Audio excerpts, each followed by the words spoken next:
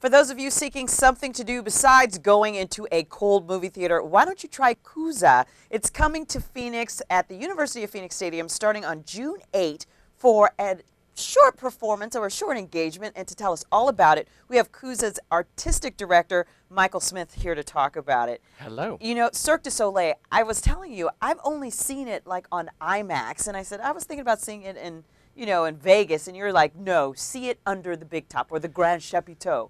Why is that? Well, I've worked on both. I've worked on the Vegas shows. I've worked in the Big Top too. The Big Top it's much more intimate. The way the audience is arranged, the roof's very narrow. You're right there.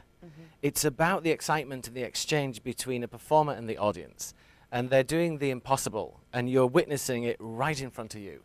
And a movie or a DVD does not have the same impact. You guys have 20 shows going right now, and you have these incredible acrobatics. You're the artistic director. How do you come up with all this stuff and keep it fresh and new so when people see a new show, it's like, wow, I've never seen anything like it? Research and development. We have a studio in Montreal, the headquarters, where there's a whole team of people who are assigned to research and develop new apparatus, look at different techniques, different equipments, how we combine two different disciplines. Because the audience expectation is every time we do a new show, we come up with something new. But you know, it gets hard after 26 years. 26 years Yeah. you guys have been doing this. Yeah. Now, KOOZA is about a loner who's like a clown, and then there's some acrobatics. Tell me about the show. Well, it's the whole point of KOOZA was to go back to less theatre and more circus, to create that fear and wonder that exists in circus. It's conceptually, it's about contrast, about duality, that we are all two people. We have good, we have bad. The choices that we make in life affect other people. It's about those choices and the difference and how to find the best and how to find the worst in yourself. As they say in elections, choices have consequences. Yes, they do. So how do you manage all those people? Like, tell me how much goes into putting on a show like that. Like, how many people do you have behind the stage? How many people do you have in performances? Do you have backups in case somebody like bruises a knee? We definitely, the most important thing, we do have backups. We have more artists with us than are on the stage, because if so, we obviously have injuries because it's high level acrobatics. The audience can't suffer because we've got an artist who's injured. So we have to have a backup. We have backup acts. We have backup art. We have extra people who go in a rotation so they don't have to perform 8 shows a week. Oh, okay. Well, that's good. Because it's about keeping the quality. The audience have an expectation. We have to deliver. What's your like masseuse chiropractic budget on a show like this? Well, we travel with 3 physiotherapists permanently. Wow. And we hire a local masseur every city we go to. Wow, that is, to me, I would think that would be absolutely necessary for a show like that. But for somebody who's never been to KOOZA or Cirque du Soleil, why would you encourage them to go see this show? Why should they spend their money on this kind of theater?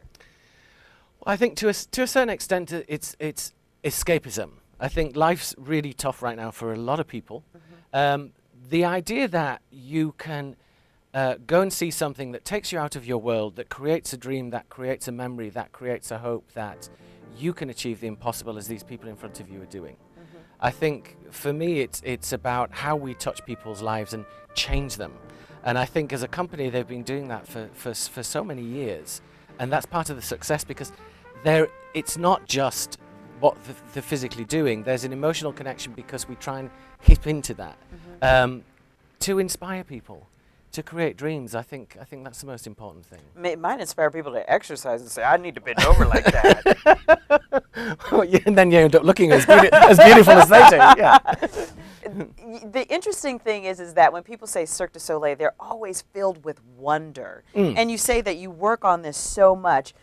Do artists ever come to you, or some of the performers come to you and say, I think I've tried this new thing, and you guys incorporate it into a show? All the time. All the time. That's my job. My job is to keep the show running to the same quality, but also to continually develop it. It's a concept of the company. No show should stay the same. If it stays the same, then the artistic director needs firing. What's the most difficult thing you guys execute in this show? I would say, always a difficult question in case the artists are watching this. I would have to say, though, the Wheel of Death. It is The one. Wheel of, is it It's on called, fire? It's called the Wheel of Death. It's not on fire, but the performance is on fire. I actually have just joined KOOZA. I was with the last month in Japan, and I didn't actually make the end of the night. I have to look at the floor. I cannot watch it all the way through yet. You're the artistic director. I'm building up to it. I sweat profusely. I am in fear for these people's lives. So, but it's terribly, terribly exciting. I wouldn't do it myself. How many people are involved in the show? Like how many performers? 53 performers, yeah. And how long is the show?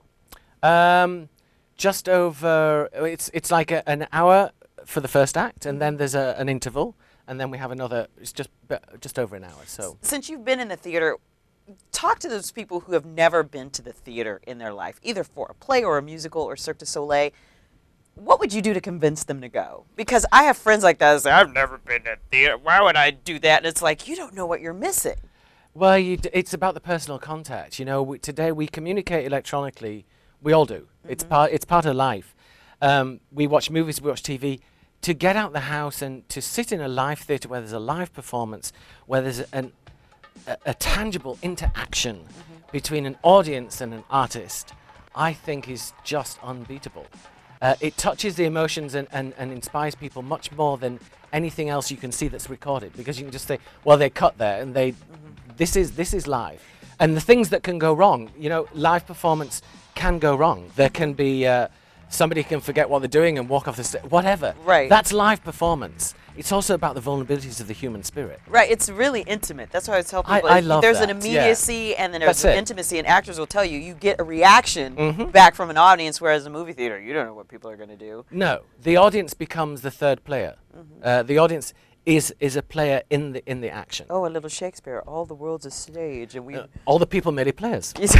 All right. Well, thank you so much, Michael, for coming Very to talk welcome, to us. darling. Good luck with your shows and your future shows. And Thank I you. can't wait to take a look at this, because I've only seen it on IMAX, so I can't wait to see it under the grand chapiteau. Unacceptable. You have I to just come. wanted to say chapiteau. Bien fait, darling. Bien fait. Merci. Je parle un peu français, mais ce n'est pas pratique. All right. Thank you so much. Remember, KOOZA is at the University of Phoenix Stadium over in Glendale starting on June 8th for a limited engagement.